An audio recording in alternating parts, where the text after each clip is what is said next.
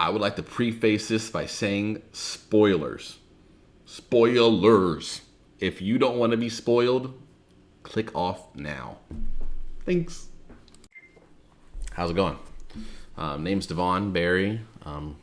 Go by Dehvon, go by Barry, go by both of them. Welcome to my YouTube channel. Don't really have any specific goals for my YouTube channel.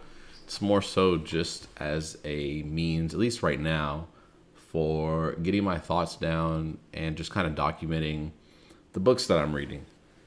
One of my goals as of recent has been to just start reading more. Little background on me.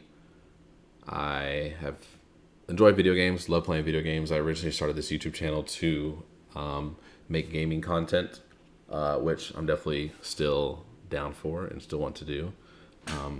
But just as of now, I'm kind of in between playing games and before it used to be watching, TV shows, anime, that sort of thing. But there really hasn't been anything to watch that I've been super interested in. So my goal right now is just kind of get back into reading. I used to really love reading growing up as a kid and stuff, especially whenever it was books that I got to choose. Whenever I started getting into high school and stuff like that, especially like AP English, it kind of left a sour taste in my mouth where some of the book recommendations are like I had to read. I was forced to read these books and read at a certain pace and that kind of thing, which just didn't sit right with me. So it kind of turned me off to reading for a while. But now I want like another outlet, and I have a lot of books on my list and on my shelf. This one right here is my girlfriend's bookshelf. Mine is to the side. I might show you that maybe like in a later video. But have a bunch of books that I haven't read yet that I want to read. So I was like, why not, start now? And why not kind of begin this book journey and document it, book by book as I go.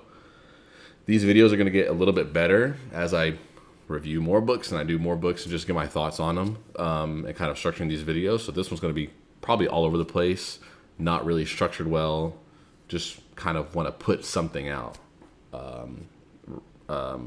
Instead of putting nothing out, you know what I mean? Especially before I start another book. I just finished one, which I'll get to in a second. So I just want to get my thoughts out on this book before I start another one. And there's another one on my list right now. I'll go ahead and share that one,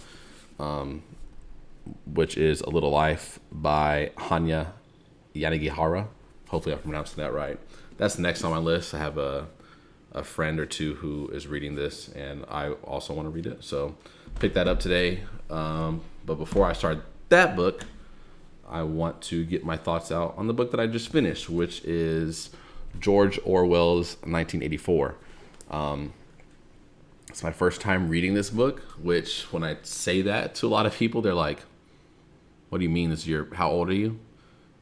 I'm 25, by the way. They're like, you're 25 and you didn't read 1984 in junior high, high school, whatever. No, I did it because whenever I got to high school, my first year I was in AP English, and that's already whenever I started having like a bad taste in my mouth whenever it came to just reading assignments, English as a whole, and the subjects, and like I just wasn't good at it. I was always better at like math and science, so something like that, it just kind of turned me off. So then I switched from AP English, which for those who don't know is just like an advanced English or whatever, switched from that to regular English, where I then wasn't required to read probably all the books or things that someone who was in AP English or on a different course English had to read.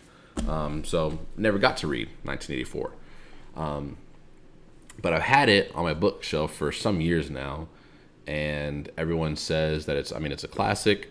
It is something that is still applicable today. So it's always worth the read. And it wasn't that long. It was only like 245 pages, which isn't that bad.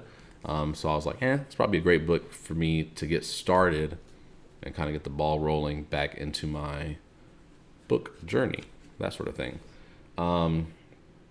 So a little bit about the book is, I'll just kind of read the back.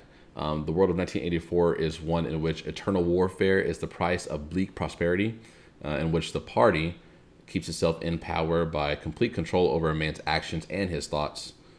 As the lovers Winston Smith and Julia learn when they try to evade the thought police and then join the underground opposition, the party can smash that last impulse of love, the last flicker of individuality. And I mean, reading this, that literally just describes the whole book pretty well. So it take place. This was written in like 1940 something, I think, in the 40s by George Orwell, talking about 1984. So talking into the future, about 40 years or so, and kind of his take on a dystopian type of government ruled society in the future, and kind of where he's, I guess, saw things going, or just, his take on it. And we follow, as the back of the book said, we follow this guy named Winston Smith, who is living in 1984 in this society where the government, or Big Brother, or the party, tracks everyone. They track their movements. They listen in on their on the sound, basically, in their home. There's never a moment where you are not under surveillance, right? There's not what are called telescreens or TVs or whatever that can simultaneously display images and receive audio feedback and receive images. So we follow this guy. He basically, in his ordinary life of how he is living in the society, and his thoughts and his thought processes about living in the society. And from the beginning, he already, or from the beginning in the time that we're placed in, we see that he already has doubts, not even doubts, more like resentment, anger, suspicions, things of that nature. Doubts can be included in that, of the society, the way that things are governed, and just kind of the way that he's living. And we see that in the beginning, where he has a moment where he thinks he is isolated away from that feedback, that those telescreens are being monitored, where he can finally sit down and write his own unadulterated, unfiltered thoughts into his diary, which is a no-no in this society. The society wants you to believe wholeheartedly in Big Brother. They're constantly at war with different, nations. He's in what's called Oceania, which in London, which is Airstrip 1. The UK turned into Airstrip 1, which is in London, or where London is where this takes place at. And this society basically has a complete control and grip over its people, right? They govern their people by not allowing them to have free thoughts, to have free will, basically. They want to make sure that you are completely and wholeheartedly devoted to Big Brother, and basically the way that they govern their people. And it's a very sad and twisted, very applicable, which is why I see why everyone says that this is so applicable to today, and just the whole, you're constantly monitored with your cell phone, and a lot of people think that they have, free thought and this sort of thing, when in reality there's a lot of bigger things at play, government entities, or just agendas and things of that nature that are being pushed out into society, into the media, that kind of influences our thinking. And that kind of is shown to a T and to an extreme in this book, where you literally have a group called Thought Police, which obviously work within the party, and that, exactly as the name says, police people's thoughts. So if there's any hint, that someone is against Big Brother, that doesn't believe in the ideology of Big Brother, that has their own way of thinking, that has free thoughts, that thought police will then take the people and erase them. And we don't know what happens to people whenever they get taken and they're just deleted from existence. That's something that I didn't touch on. So in this society, Big Brother, they completely have control over not only what people think, but what people see, what people know as reality. So they basically erase history. There is no history. It is whatever Big Brother says history is. So, for instance, again, the society that they're in is called Oceania, and there's two other larger societies called Eurasia and East Asia. And I think at the beginning of the book, they're always at perpetual war.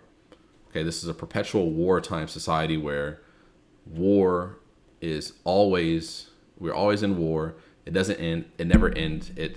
We've always been at war, right? They've always been at war. They will always be at war. That's how their history is. And they begin it in the beginning of the book. They're at war with Eurasia, and their ally is East Asia. Towards the end of the book, we see that they become allied with Eurasia, and they are at war with East Asia. And at that point, they're saying, what are you talking about? We've always been at war with East Asia. It was never any other way, even though we deliberately see that they were at war with Eurasia in the beginning. So that's just an example of how there was no past. There is no past. Past is what Big Brother says it is. And this doesn't sit with Winston, right? He's a human, right? Just like you and me. So he's like, well, no. Like, I remember he goes through his childhood and different things that happened in his childhood, and just things that he remembers seeing and stuff like that. And his thoughts, what he remembers in his mind, is in direct conflict with Big Brother and what Big Brother says happened, right? It's like he knew, and whenever he was a young boy, that there was these whole like fightings of power and like transitioning of power, right? Because again, during this time, I want to say he's like in his 40s or so, in 1984. So like he would have been born back in like 1940s ish, whenever the transition of power begun to happen into this like Big Brother society. So like he knows that the past wasn't always what Big Brother says it was, right? In the instance of who they were fighting against, it wasn't always Eurasia. It was also it wasn't always East Asia. It was Eurasia. He specifically remembered it. They were fighting against, y'all said that it was Eurasia for like 4 or 5 years now. And now all of a sudden we're fighting against East Asia. And it's always been East Asia. So like he knows, like, no, that's not the case, right? So he just begins thinking, and it's like, man, like, am I crazy? Like, everyone else, is for Big Brother, right? They are with the society. They take everything at face value. Am I the crazy one? Even though I specifically remember that this, and this happened, you know what I mean? So he's just beginning to really question everything and question, like, his place. But he knows that if he makes these things known, the thought police are going to come after him. Big Brother's going to come after him, and they're going to get him and erase him. So we kind of see that internal conflict and that internal struggle. Oops. Sorry about that. My mic fell. I hope it still sounds okay. Let me adjust a little bit. We see that internal conflict within him, and that begins to be spearheaded whenever he meets a woman named Julia. And Julia basically confirms everything that he, or not even, excuse me, she doesn't really confirm everything that he thinks, but she also is like, yeah, you're not crazy. You know what I mean? Like, I also see the bullshit that Big Brother has been putting out, or that Big Brother wants us to believe, or the way that they want us to behave, that sort of thing. So then by being with her, he starts to then be freer mentally. And it's like, okay, I'm not crazy, right? Someone else also sees that Big Brother isn't what they say they are. And, you know, like one example that they always come back to is a theme that if even though 2 plus 2 is 4, if Big Brother says 2 plus 2 is 5, 2 plus 2 is 5. It always has been 5. It always will be 5 or 4 or 3 or whatever they say it's going to be. It is that, it has been that, and it always will be that.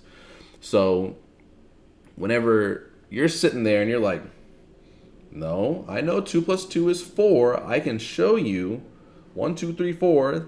2 plus 2 is 4. I know. Just because you say it's 5 and every other person in society says that it's 5 and Big Brother's telling me that it's 5, you're making me think that I'm crazy, even though I know within my heart it's 4. I know it's 4. You know, that sort of thing. So he begins to think and just begin to really be fed up with Big Brother and the state of it and not wanting to live like that anymore. So he begins to, you know, not necessarily devise a plan, but by him being with Julia, it enables him to, there's another character named O'Brien, who in the beginning seems somewhat, you know, important, not really. Like he's kind of mentioned in the beginning and then we forget about him for a little bit. And then it turns out, you know, as Winston is writing, because let's not forget Winston is writing in his diary and in, you know, writing down his unadulterated, unfiltered thoughts in his diary where he thinks no one's looking.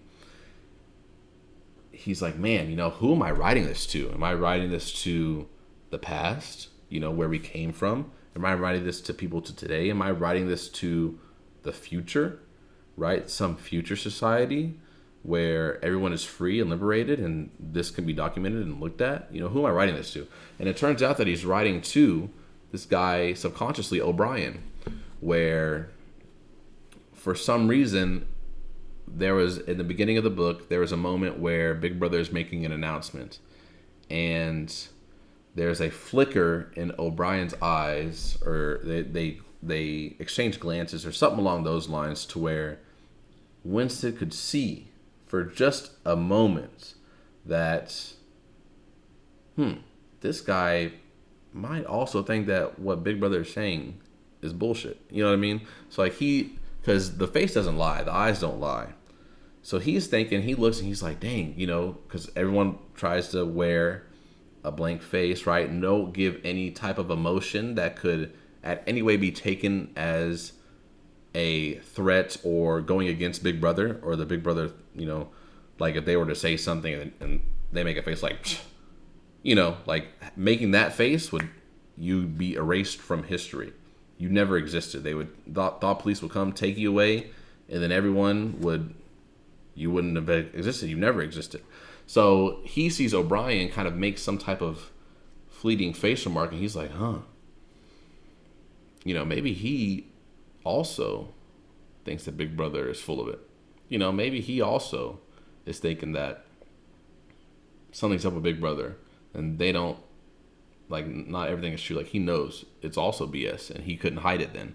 So then, as the book goes on, he's like, man, they exchange another conversation that further kind of provides that proof to him that maybe O'Brien is on his side. Maybe he's also against Big Brother, that kind of thing. So he ends up getting invited to O'Brien's house, which, again, all this is very rare. Typically, it's very regimented, where you go, how you eat, what you sleep, going and speaking to someone completely that you don't have interaction with day to day. It's completely, would raise eyes, raise questions, that kind of thing.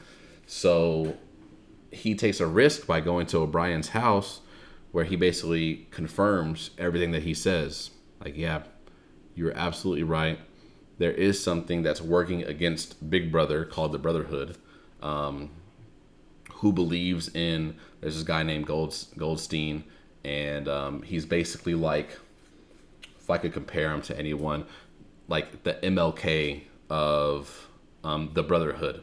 So like being against Big Brother, being against the overarching society and kind of speaking these thoughts and these ideals that go against Big Brother and the party that everyone thinks, but that no one wants to say. So he's kind of like this figurehead that kind of represents the rebellion against the party and against Big Brother. So O'Brien, he goes over to O'Brien's house with Julia. Winston and Julia go over O'Brien's house, and basically he confirms everything to him. And by him confirming everything to him, he's like, oh my God, like this is it, right? I'm gonna be a part of the Brotherhood. I'm gonna help take down Big Brother. I'm gonna be able to make a difference, even though I know by me doing all this, I'm gonna die at some point. The thought police is gonna find out. They're gonna come get me. They're going to torture me. They're going to do whatever. I know that's going to happen. But I still want to do anything that I can to fight against Big Brother. To fight against the party. To fight against this society for a freer future. So he does that. He goes over O'Brien's house. O'Brien kind of indoctrinates him into the Brotherhood. And he's like, you know what? Go home. Y'all two go home. Here's the book on Goldstein's ideals, right, for the Brotherhood, and him kind of divulging into how this society is BS. Here's this book. Take it home, read it, and I'll be in contact with you. We're gonna get this thing moving. So Winston does that. He gets the book. Someone hands him the book. He takes it into like him and Julia's safe house that they have. Away from Big Brother, where Big Brother can't see them, or so they think. And he reads it, but turns out that safe room, that safe house wasn't so safe. And Big Brother was always watching them, always has been, always will be. You thought O'Brien was for the Brotherhood? No, he is a part of the party. Everything was set up against them. Big Brother was watching him, always was watching him. So it's very, and so again, sorry, this is my first time doing a video like this, so excuse me if my thoughts are all over the place, but yeah, essentially he ends up getting caught out by Big Brother. He thinks he's making all this progress of potentially helping bring down the society, but he's not. He's playing right into their hand. They knew that the whole time he was conspiring against Big Brother. They knew that he had a diary that he thought was hidden and he was writing in it. They knew all that. They knew everything. They knew that he was meeting with Julia. They knew everything. So an overwhelming sense of just helplessness, really envelops him. And he just realizes how helpless he is and there's nothing that he can do. They take him and Julia apart. They take them both away into, it's called the Ministry of Love, which doesn't mean love at all. It's like the Ministry of Hate or war or something, or anger. And it's basically like this big building, this big, full of prison cells and where they torture people, that kind of thing. So they basically, torture him, break him down to nothing, to absolutely nothing, like an inch of life, starve him, right? At one point in the book, it was described that his kneecaps, he had like a big ulcer on his leg. His kneecaps were bigger around than his thighs. The O'Brien, who again, he thought was on his side the whole time, is doing the torturing to him, is doing all this to him. He describes that he can touch around his bicep with his pointer or his middle finger and his thumb, right? Like extremely thin. They're starving him, they're beating him, they're torturing him mentally, physically, psychologically, all this stuff just to break him down into someone that wholeheartedly believes in Big Brother and believes in the party and loves Big Brother and loves the party and loves the society, loves being oppressed. To where in the beginning of the book, again, he's like, man, y'all can't tell me otherwise. I know 2 + 2 is 4. I know it is. You can't tell me otherwise. During the torture, he says it. That's a big point in the torture. He's like, O'Brien's holding up 4 fingers, and he's like, how many fingers do you see? 4, he gets tortured. 4, he gets tortured, until eventually he breaks him down so much that he wholeheartedly within himself believes that 2 plus 2 is 5. That whatever Big Brother says happened, or is happening, has always happened, right? So it's just a very bleak and sad kind of introspective look into society and kind of what organized man can do to society and can do to ordinary man, that sort of thing. And I don't know, I thought it was a great book. I think on Goodreads I rated it like 4 stars out of 5. Just because I'm hesitant to give anything 5 stars, because again, I did some reading growing up, but this is the beginning of my book journey, so I don't want to give anything 5 stars yet until like I've got some more things under my belt. You know what I mean? But this book was amazing. I finished it in like 2 weeks.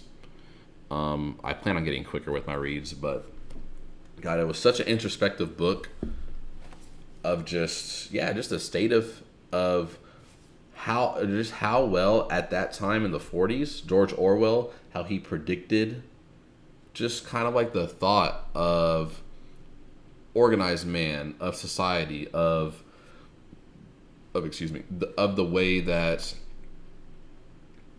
you know, you are surveillanced, right? That really wasn't a thing at that time, right? Like technology and stuff like that wasn't nearly as advanced as it was back then, but to a T now, that's the case, right? Your iPhone's constantly listening to you. You're being tracked by your watch. You're all sorts of things, right? And just the fact that he so accurately represented that in this book is astonishing to me. So, I mean, this book was amazing. I loved it through and through. I finished it last night at like 1 a.m. And today it's like around 1 o'clock, 1:30. And I immediately went and got Animal Farm, which is also by George Orwell, that I hear is also great. Just because I loved his writing style. You know, it was pretty easy to follow. There were some moments where like he used some big jargon and some big words that I was like, I had to ask Siri for some stuff. But for the most part, it was very well paced. And just, I don't know, it was just a really good book. You know, growing up, I kind of have always been gravitated towards like fantasy and towards science fiction, that sort of thing. So things that are a little bit more quicker paced. But this, I think, was paced phenomenally. The words were amazing in it. The vocab in it was amazing.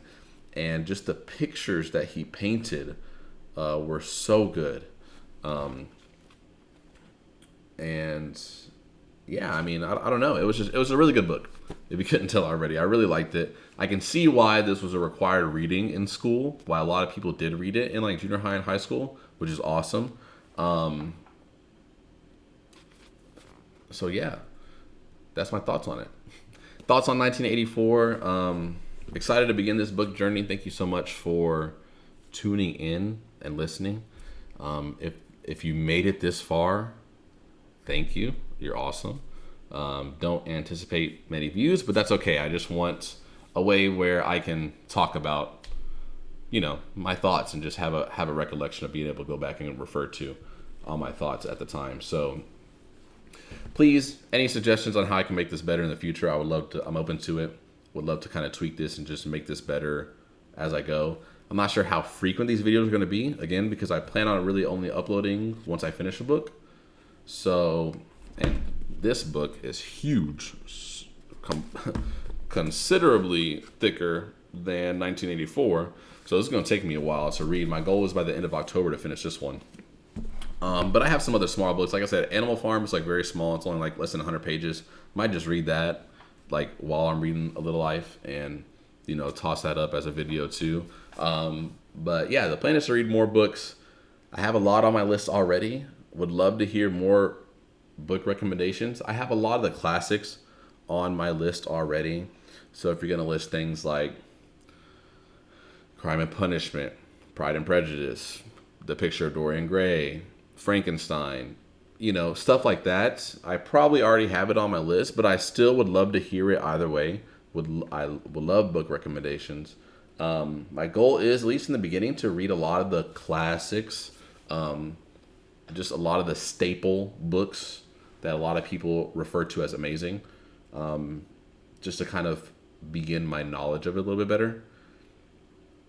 We're already over 30 minutes now. I'm going to try to keep it shorter next time. I apologize. But